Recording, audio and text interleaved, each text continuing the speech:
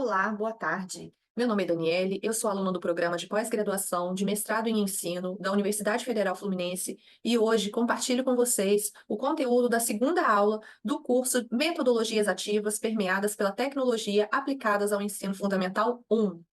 O tema da aula de hoje é a sala de aula invertida, essa metodologia ativa em que os papéis ficam invertidos, né? Os papéis do professor, o papel do aluno, e na próxima aula nós veremos recursos que podem ser usados offline, recursos tecnológicos que podem ser usados offline e que podem também transformar a metodologia. Eu vou compartilhar aqui os meus slides que eu preparei para essa aula. Vou abrir. Eu sempre preparo os meus slides no Canva. E você, que é professor, pode criar uma conta no Canva utilizando a sua matrícula de professor. E aí você vai ter acesso a recursos além, né, da conta gratuita. Para nós, professores, é um excelente recurso, né? Então, vamos lá. A nossa aula de hoje. Isso. E aí, como surgiu a sala de aula invertida? Ela surgiu lá nos Estados Unidos, a partir da reflexão de um professor de ciências no ano de 2007, né? Não, se a gente for pensar em uma metodologia, não faz tanto tempo assim, né? E ele fez uma observação de que os alunos, de fato, precisavam dele quando eles tinham dúvida. Olha, ele usa essa expressão, né? Quando eles empacam, quando eles não conseguem avançar sozinhos. E aí sim, eles precisariam de uma ajuda individual. Para esse professor, os alunos não precisam que o professor esteja ali ao lado deles, falando sem parar, né, tagarelando, despejando uma quantidade grande de informações, que eles podem receber conteúdo sozinhos. Existe uma diferença, né, entre conteúdo, né, entre informação e conhecimento. O professor ele vai fazer esse papel de ajudar o aluno a transformar o que é informação em conhecimento. A gente pode ter muita informação, a informação está disponível, né, nos nossos celulares, quando a gente acessa algum material, mas não é necessariamente conhecimento. Então, para esse professor, né, o papel dele seria ajudar esse aluno na hora que ele estivesse com dúvida ali, na hora de fato, né, fazer essa transposição do que é informação e transformar em conhecimento. Aqui nós temos um quadro que mostra essa inversão, né? No modelo tradicional, como é que seria a sala de aula? A sala de aula, ela tem, no modelo tradicional, prioritariamente transmissão de informação, transmissão de conhecimento. E a partir dessa transmissão, resolução de exemplos, o professor é o palestrante e o aluno é um estudante passivo, né? É o que o Paulo Freire chamava de educação bancária. O aluno fica sentadinho, recebendo a informação, o conhecimento de quem tem. E quem é que tem a informação e o conhecimento? O professor. Esse é o modelo da sala de aula tradicional. E em casa, ele vai fazer o quê? Ele vai reforçar aquilo que ele adquiriu, que ele aprendeu, que ele absorveu na sala de aula, através de exercícios, de projetos, de trabalhos, de soluções de problemas, né? Enfim, de atividades diversas relacionadas com esse conteúdo que ele recebeu na sala de aula. Já na sala de aula invertida, nós temos, dentro da sala de aula, na verdade, a gente tem que fazer primeiro a leitura do que vai acontecer em casa, né? O que vai acontecer em casa, para depois chegar na sala de aula. Ele vai fazer leituras, ele vai assistir vídeos, ele vai fazer pesquisas, ele vai ter exemplos desses conteúdos, desses conceitos. Onde é que ele vai fazer tudo isso? Em casa, antes de chegar à sala de aula. Mas quem é que vai prover, né, esse material para esse aluno? É o professor também, né? Ele vai ser o mediador também nessa hora de fazer essa leitura, da curadoria, né? Qual vídeo que vai assistir, né? De fazer a pesquisa, em qual site, né? Em que fontes o professor também, né, ajuda, né, orienta nesse processo que vai acontecer em casa, fora da sala de aula. E quando ele chega na sala de aula, ele tem atividades de simulação, os projetos, os trabalhos em grupo, os debates e aí o papel. Olha, aqui em cima o professor era o palestrante, agora o professor é um mentor. Mentor por quê? A informação o aluno já tem. né? E aí o estudante, ele passa a ser ativo na construção do seu conhecimento. Ele passa a ser ativo na sua aprendizagem, não mais aquela postura passiva de apenas receber. A sala de aula invertida, eh, ela tem uma sigla em inglês, formando os pilares dessa aprendizagem, certo? Essa sigla, né, forma essa palavra flip. O primeiro, né, o F, ele significa, né, em inglês, a flexibilidade, né, do ambiente, um ambiente flexível. Esse ambiente flexível quer dizer que o aluno pode aprender em lugares diferentes da sala de aula. Ele pode decidir quando estudar e onde estudar. Ele não necessariamente vai ter o hábito de estudo só na sala de aula. Ele pode aprender também em casa, né? Como sugere o primeiro quadro. O L, né, ele se refere à cultura de aprendizagem, em que, se ele pode escolher, né, ter flexibilidade no ambiente, ele também tem flexibilidade de fontes, né, de aprendizagem. A gente não aprende também só na sala de aula e o que é ensinado na sala de aula. A gente pode aprender o tempo todo em outros lugares. Mas, como havia dito, o conteúdo também é importante que seja dirigido. Será que todo o conteúdo é possível fazer ou é apropriado para estar na sala de aula invertida? Nem sempre. Tem conteúdos que são mais favoráveis de dar certo, né, de ter sucesso com esse intento. E quem vai fazer a curadoria, né, desse conteúdo é o professor. E aí, o último é a letra I, né, falando dessa intenção do conteúdo. E o último, a última letra, né, que é o educador profissional. Nesse pilar, o educador, o professor, ele passa a ser um professor ainda mais exigente, que vai participar, que vai avaliar, que vai acompanhar cada passo desse processo, né? Pode parecer que o professor vai ter mais tolerância ou menos trabalho, e na verdade não é isso que acontece. O professor continua participando de todas as etapas, ainda que o aluno vá realizar uma dessas etapas sozinho, né? Mas com aquele conteúdo que ele dirigiu, né? Que ele teve a intencionalidade de direcionar, né? Então, forma aí essa sigla FLIP, que são os pilares da educação invertida, da aprendizagem invertida.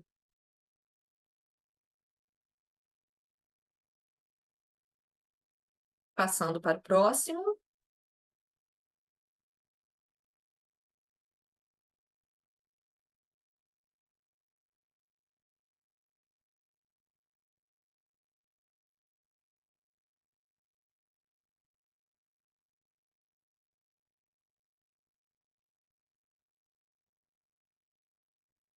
Reforçando aí o professor dentro dessa sala, né? Reforçando aí como é que o professor vai agir dentro dessa sala. Ele deixa de ser o centro das atenções e passa a auxiliar o estudante no processo de aprendizagem como um mentor, um especialista no assunto. Muitas vezes, para nós, professores, é difícil deixar, né, esse lugar, esse destaque, porque a gente sabe dos desafios também da sala de aula. Sabe que a sala de aula mostra para nós, né? Além dos desafios de aprendizagem dos alunos, a gente sabe das dificuldades também com relação à disciplina dos alunos, né? Ao comprometimento de cada um com a sua aprendizagem. Então, sair desse centro, né? Deixar, dividir essa responsabilidade com o aluno também é um grande desafio. E o professor também possui mais liberdade para desenvolver e utilizar recursos didáticos diferenciados para o aprendizado do estudante, né, com outras metodologias, aprendizagem através de projetos, entre pares, resolução de problemas. A sala de aula poderá ter maior produtividade a partir da interação entre professor e estudante. A gente fala, né, da educação, né, do ensino, ele deixar de ter essa verticalização do professor em cima e o aluno embaixo. Ele passa a ser mais horizontalizada, né? A educação, o ensino mais horizontal, em que o professor e o aluno estão na mesma altura, estão com a mesma importância, cada um, né, com o seu papel dentro da aprendizagem. Então, essa interação, ela passa a ser mais produtiva. E eles não são adversários, né? Eles não são, eles estão juntos com esse mesmo objetivo de aprendizagem. E o professor faz conhecer melhor os estudantes, conseguindo identificar necessidades específicas de ensino e de avaliação que melhor se adequem a cada indivíduo. Se ele está fazendo avaliação de cada etapa do processo, ele começa a identificar onde é que estão os pontos de melhoria, né, as fraquezas, vamos dizer assim, de cada aluno, de cada grupo, e passa a identificar também as suas habilidades, as habilidades de cada um. Vamos para o próximo. E agora o aluno, né? O professor teve uma mudança no seu papel, o aluno precisa ter também, né? Não é uma mudança unilateral, é uma mudança dos dois lados, é uma mudança geral. O estudante passa a ser protagonista do seu aprendizado, deixando o papel passivo muitas vezes assumido no modelo da aula tradicional. Aquele aluno que senta, que recebe, que copia o caderno, que faz a leitura, que resolve os exercícios, que pede ajuda do colega, né? Ele passa a pôr a mão na massa. Ele faz o trabalho antes, né, de ir para a sala de aula. Auxilia os estudantes com diferentes habilidades a se superarem, melhorando sua autoestima, esse papel, né, que ele divide, né, esse protagonismo, ele sai desse papel ali de coadjuvante da sua aprendizagem e assume esse papel de protagonismo, isso também trabalha com a autoestima do aluno. E aí, como é importante também trabalhar as habilidades socioemocionais que a BNCC orienta, né, para toda a educação básica. Intensifica a interação estudante-estudante, estimulando o trabalho em equipe, assumindo papéis e atitudes que são características importantes para profissionais do futuro. Quando a gente pensa em desenvolver essas habilidades, né, o trabalho em equipe, a autogestão, a autonomia, a gente está preparando também um cidadão que seja funcional, que seja um bom profissional, né? E a gente forma esse cidadão, como professores, como escola, não quando ele está no ensino médio ou na faculdade, ele começa a ser formado desde o momento que ele está, né, as primeiras séries dele, né, na escola, essa cidadania, né, essas habilidades de autonomia, de autogestão, de comunicação, de trabalho em equipe, elas já começam a ser formadas e desenvolvidas. Vamos para o próximo. E agora os desafios. Eu falei aqui, né, dos papéis, das vantagens, e agora os desafios. Nós sabemos, né, o quanto é difícil implementar uma metodologia que depende do envolvimento do outro, né? E aqui, quais são os principais desafios? Os estudantes precisam ter acesso aos materiais didáticos com antecedência, né? De repente, os materiais que dependem também da tecnologia que são online, que estão disponíveis, né, online, pode ser que o acesso desse aluno à internet seja limitado ou seja inexistente. O estudante pode estar entendendo conceitos de forma errada. Como assim, né? Eu posso entregar um material para o aluno, assistir um vídeo, fazer uma leitura, e ele fazer uma leitura equivocada. Ele fazer uma construção equivocada. E aí, porque ele aprendeu em casa, porque a sala de aula é invertida, vai ficar equivocado? Não, a gente vai fazer também, como você vai acompanhar o processo, né? Cada etapa, você faz essa correção aí de curso, ao longo do processo. E o estudante precisa exercer grande disciplina para visualizar os materiais por conta própria. Muitas vezes, uma atividade simples, né, que é enviada para casa, não é cumprida. E aqui precisa ter um comprometimento, um engajamento, e precisa ter uma disciplina, né, para acessar esse material. Ser comprometido mesmo, né, com o seu material. Aqui, essa imagem mostra, né, uma ilustração de como funciona a sala de aula invertida. O antes, o durante e o depois, né? A avaliação, vocês percebem que ela é ao longo, né? Não é depois do processo final que acontece a avaliação, ela é ao longo do processo, do desenvolvimento. E aqui a contribuição das tecnologias digitais nesse tipo de metodologia, né? Elas permitem desenvolver novas formas de aprender e também de ensinar, com práticas de experimentação e vivência no ambiente escolar. Elas podem ser nossas aliadas, né? As tecnologias digitais. É hoje impossível pensar num cenário em que elas não existam, né? Que a gente vai voltar àquela escola em que, né, as informações elas saíam todas, né, a partir do professor, do livro, do material que o professor disponibilizava. Hoje a gente não tem mais essa possibilidade, né? E nem queremos.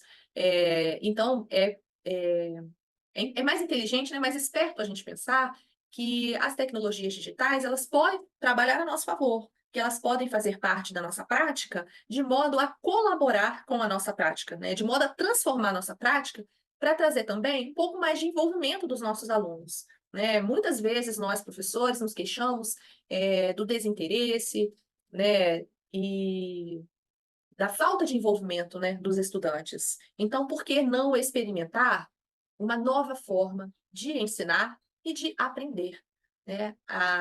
O mesmo trabalho que dá para você fazer do mesmo jeito que você fazia há 10 anos atrás, há 20 anos atrás, dá o mesmo trabalho fazer de forma diferente, né? E quem sabe a gente tem aí resultados mais interessantes, mais produtivos, né? Mais frutuosos. Desafie seu aluno, né, a exercer esse papel, desafie a sua turma a fazer parte, né, dessa metodologia, a se envolver com essa estratégia de ensino. E aí, finalizando, né, as atividades propostas e desenvolvidas através de metodologias ativas proporcionam o desenvolvimento de diferentes habilidades cognitivas e socioemocionais. Como eu disse anteriormente, né, a gente forma o aluno para ser, né, um cidadão, a gente forma um indivíduo completo. Não só a parte cognitiva, né, a aprendizagem, os conceitos, mas também as habilidades socioemocionais que vão ser tão importantes para a sua vida, para o seu futuro. Além do seu futuro, elas são importantes para o seu presente. E aí, retomando um pouquinho um conteúdo, inclusive da primeira aula, eu recorro aqui mais uma vez às 10 competências gerais da BNCC. Se a gente analisa, né, e põe em prática essa sala de aula invertida, quantas dessas competências elas já estão elencadas aí? Quantas dessas competências já são cumpridas a partir dessa metodologia de sala de aula invertida, né? Se a gente for pensar em cada uma delas, a gente contempla praticamente todas, né? Então, são todas possíveis de ser contempladas dentro dessa metodologia que dá oportunidade. E finalizo a minha apresentação agradecendo, né, a você que me assistiu, a você que participou da transmissão ao vivo. Muito obrigada pela sua participação e espero que este conteúdo possa te ajudar a trazer, né, um renovo aí, uma ideia para a sua prática, tá? Como a gente diz, né, não faz sentido a gente aplicar e utilizar a tecnologia se ela não estiver associada a uma mudança também na metodologia. Então, muito obrigada, até a próxima.